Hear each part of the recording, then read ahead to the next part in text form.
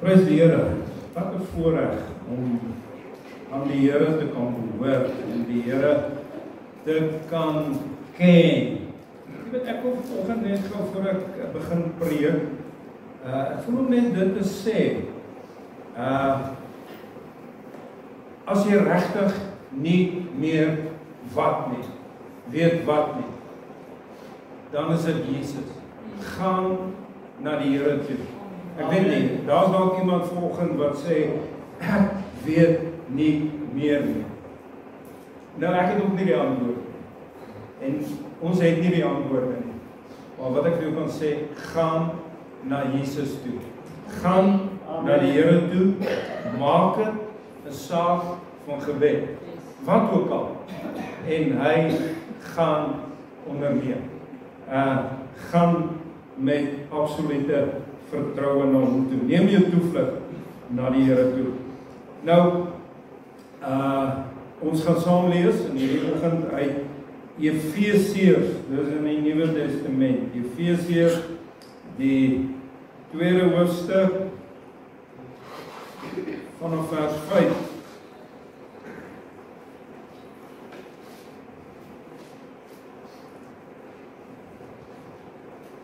Efesiërs 2 vanaf vers 5, het sê ook toe ons dood was, deur die misdade, lewend gemaak, saam met Christus, uit genade, is julle gered, en saam opgewek, en saam laat sit in die hemele, in Christus Jesus, sodat hy in die eeuwe wat kom, kan betoon die uitnemende rykdom van sy genade en goedertierenheid oor ons in Christus Jesus, want uit genade is julle gered deur die geloof, en dit nie in julleself nie, dit is 'n gawe van God.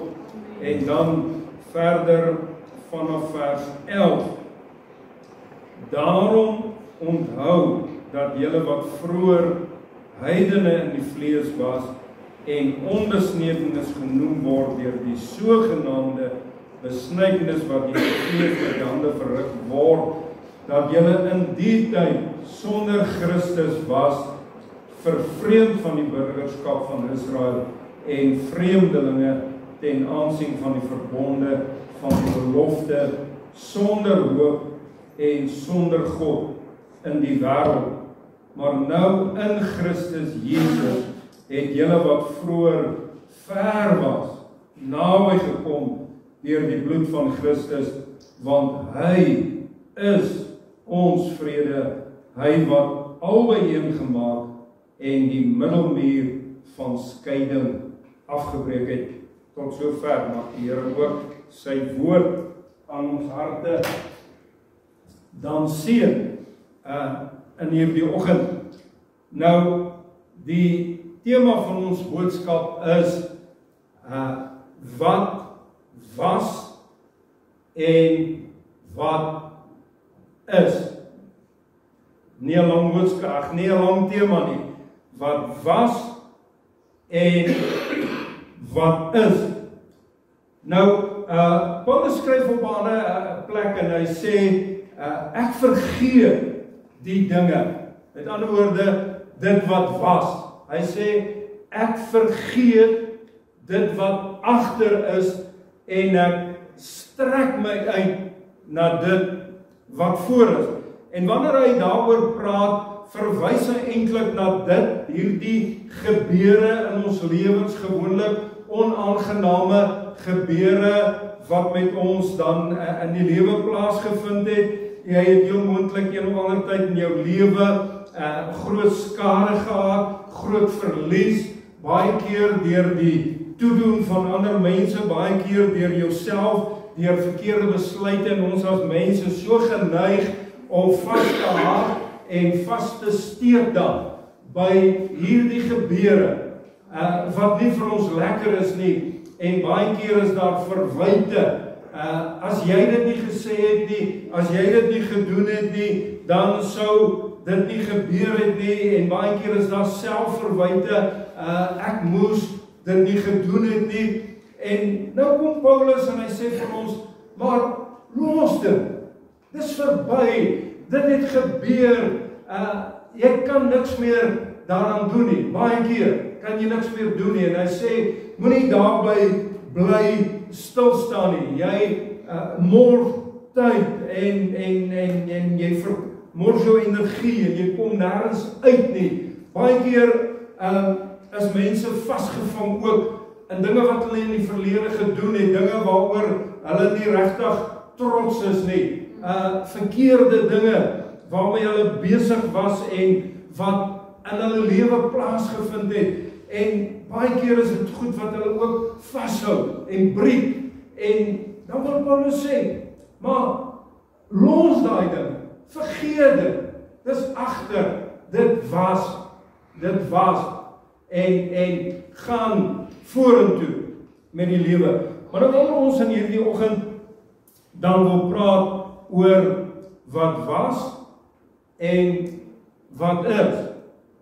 Dan is dit heeltemal uit 'n ander oogpunt, 'n ander mikpunt en doel. Die doel van hierdie boodskap is om vir ons 'n diepe dankbaarheid in ons binneste opnuut teweeg te bring, om te besef wat Christus Jesus vir ons gedoen het en ook vir die doel om ons te motiveer en te inspireer om op hierdie pad van die Here ons alles vir ons te begee. Nou, as ons mooi hierdie hoofstuk lees, dan sal jy agterkom, dit is eintlik wat Paulus in kern vir ons wil sê.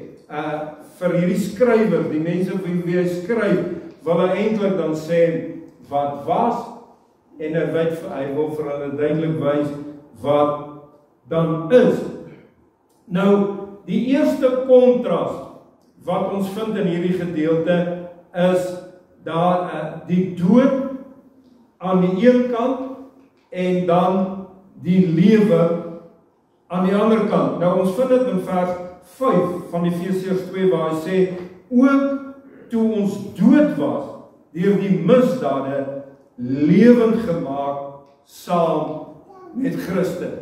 So Paulus kom en hy wys baie duidelik vir hulle dood aan die een kant en lewe aan die ander kant.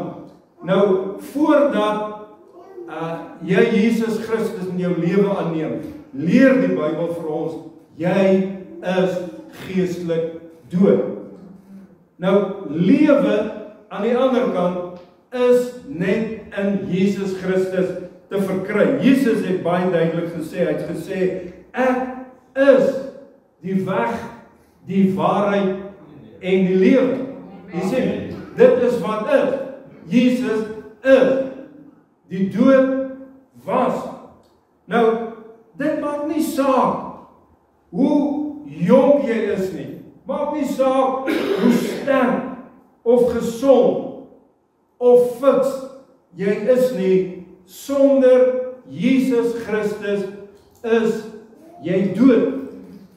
Net ons as mens kyk bietjie anders na mekaar. Jy weet, ons kyk hier in die kerk, ons dalk in die dorp, jy kyk na die mense om jy en jy sê, hulle lewe, ons almal lewe.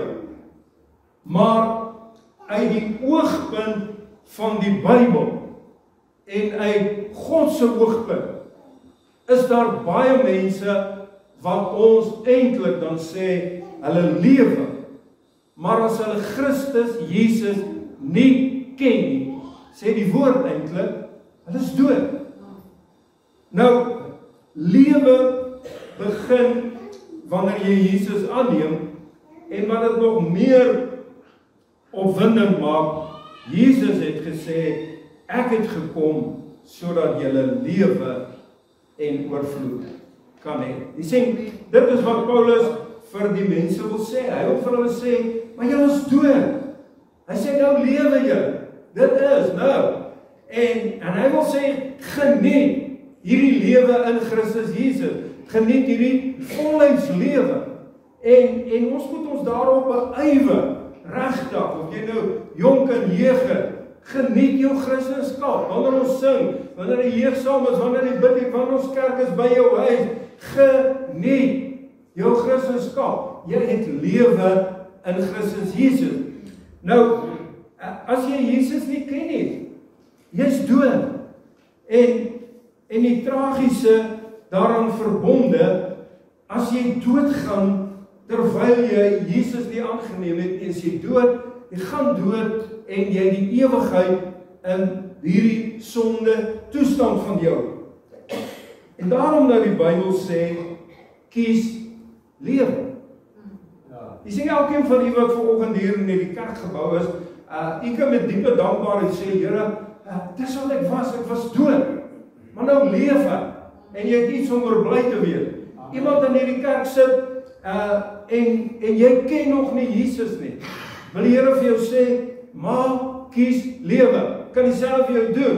Ek kan jou vat uit hierdie toestand van doodsheid, en ek kan vir jou ook hierdie hemelse lewe gee. Nou, die tweede kontras wat ons hier vind, is in vers 2, waar hy sê, ons was sonder God en sonder hoop in hierdie wêreld. Nou hier kry ons hierdie kontras, sonder God, sonder hoop, en aan die ander kant 'n lewende hoop. Nou, om sonder God te wees, is om sonder hoop te wees. En om sonder hoop te wees, beteken wanhoop. Daai woord, ons ken hom. As iemand sê, maar ek is wanhoopig, dan sê hy eintlik, maar ek weet nie, ek het niks om aan vas te hou nie. En dis wat het eintlik vir ons wil sê, dis soos 'n persoon wat in 'n rivier meegesleep word, en jy kry niks om aan die kante te gryp nie. Daar's vir jou geen hoop nie.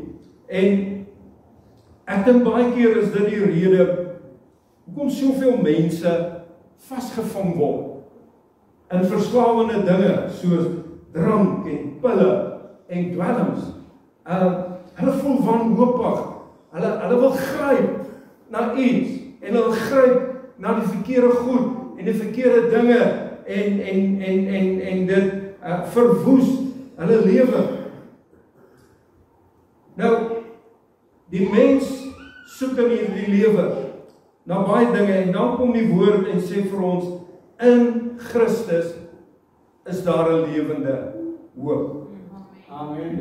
Ja, prys die Here, dis nie 'n dooie hoop wat hier binne ons is nie, dit is 'n lewende hoop, want ons het die lewe van Christus binne in ons. Nou, hierdie lewende hoop is dit wat ons aan die gang hou. Weet, almal van ons het probleme. Ek glo elkeen van ons sal wil hoop en wens om nie probleme te hê. Maar ons het almal ons quota probleme.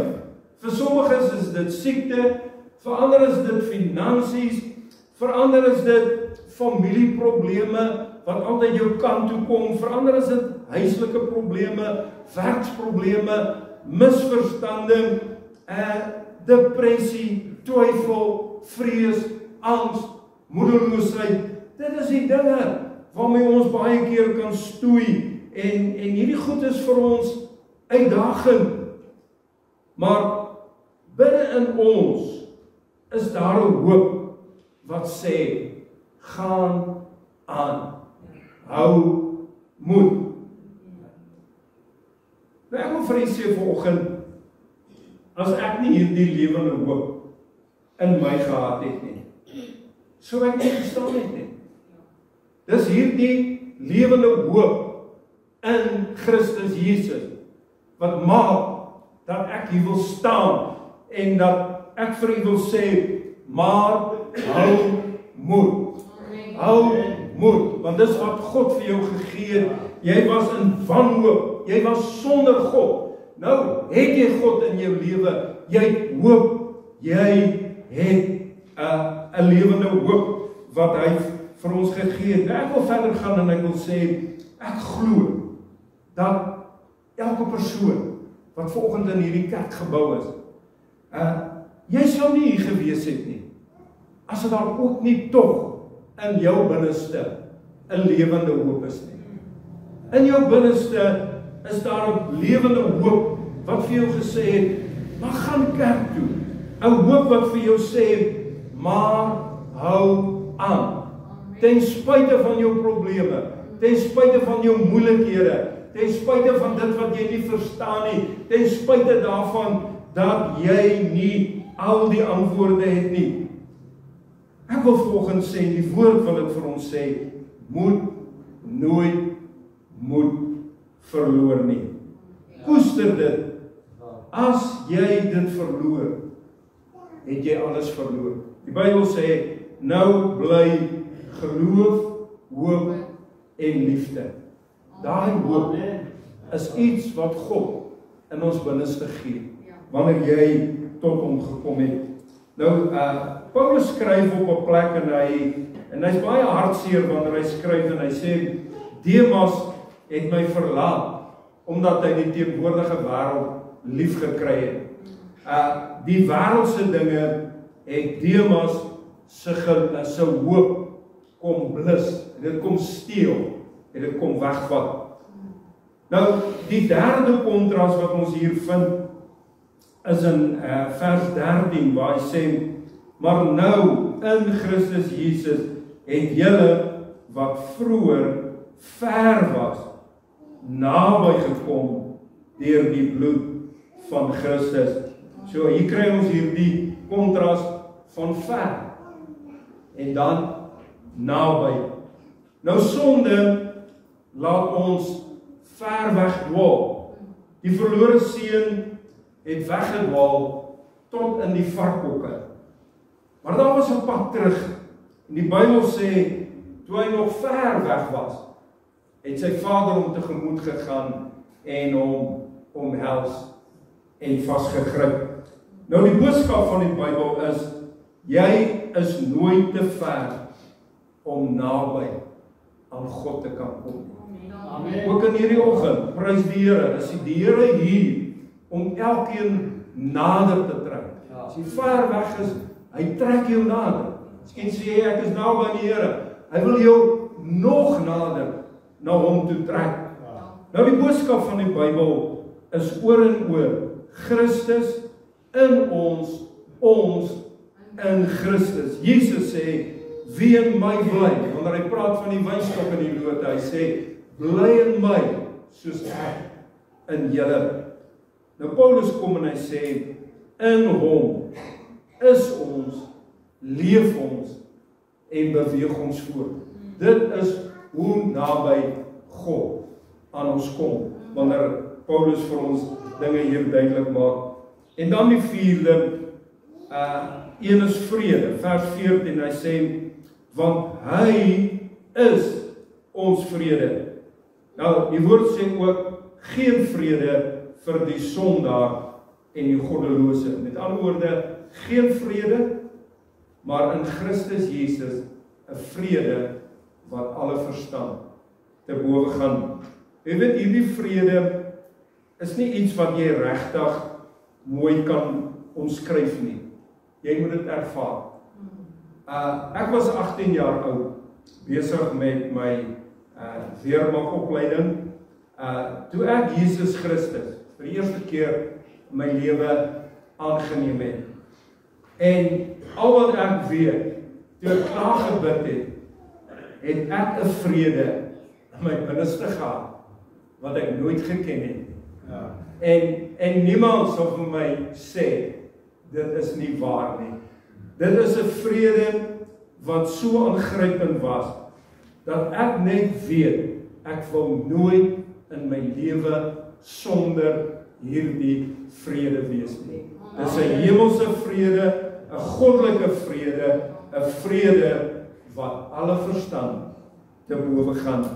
Nou, Jesus het gekom om hemelse vrede te bring. Hy is die prins van vrede. Jesaja sê, hy word genoem wonderbaar, raadsman, sterke God, ewige Vader, vrede vors. Wanneer Jesus aan sy disippels verskyn, sê hy vir hulle, vrede vir julle. God weet, ons het daai behoefte na vrede. Kom sal dit die eerste iets wees, wat hy sê, vrede vir julle. Wanneer Paulus aan die gemeente skryf, dan begin hy gewoonlik, genade en vrede vir julle. Dis die kern van Christendom, genade wat God vir ons skenk. Ons word gered uit genade. Hy skenk ons sy wonderbare vrede. Nou daar is 'n oorvers wat ons sing, wat sê, oor die vrede wat hy gee. Vrede, vroeër ongeken, en dit word nog altyd meer, nadat ek hom beter ken. Nou ek wil afsluit met net hierdie laaste kontras, en dit is duisternis aan die een kant, en lig aan die ander kant. Dis net 'n bietjie verder in Efesiërs 5 vers 8, waar hy sê, want vroeër was, weer eens vroeër was julle duisternis, maar nou is julle lig in die Here, wandel soos kinders van die Here. Amen. Vroeër was julle duisternis. Kry klaar met die duisternis. Nou is julle lig in die Here, wandel in die lig, wandel soos kinders van die Here. Kan ek dit opsom en net weer vir hierdie kontras vinnig noem? Dood, lewe in Christus, sonder God, sonder hoop, 'n lewende hoop, ver van God. Dan kom ons naby aan God deur Christus Jesus. Geen vrede in hierdie wêreld. Dan kom Jesus in ons lewe en hy bring 'n hemelse vrede wat ongekend is. In duisternis, 'n lewe in duisternis, en ons kom in die lig van God. En wanneer Paulus dan hierdie dinge vir daai gemeente skryf, dan wil hy vir hulle sê, joh, dit was julle. Hy wil vir hulle onderstreep, maar dit wat julle was so nutteloos. Dit was niks. Hy noem hierdie negatiewe dinge. En dan kom hy en hy wys hierdie positiewe, hierdie mooi dinge, hierdie goddelike dinge. En hy wil vir hulle sê, kyk op, dis die dinge wat julle moet koester.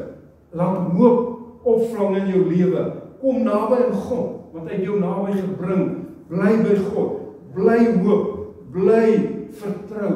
Koester sy vrede. Laat sy lig in jou lewe wees. Ek wil vertrou dat die Here vir ons elkeen vandag in die tyd om te kom, dat ons telkens opnuut hierdie kontras kan sien en kan besef, wow, dit is wat God doen uit genade. Ons kan dit met geld koop nie. Nie een van hierdie dinge wat Paulus dan sê, dit was, dis is. Dis die goed wat jy kan hê, wat nou kan is, omdat jy dit gekoop het nie. Dis wat God gee, gratis, verniet, uit sy liefde, uit sy hand. Maar ons moet dit sien, ons moet dit waardeer, ons moet dit koester, en opnuut in dankbaarheid om die. Kom ons sluit ons oë in gebed.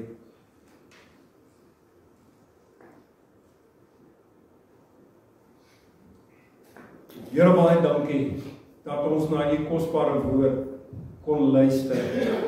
Dankie vir die woord wat dinge vir ons so mooi duidelik maak en dat dit vir ons wys, Here, hoe ons lewe was voordat ons Christus Jesus in ons lewe gekry het.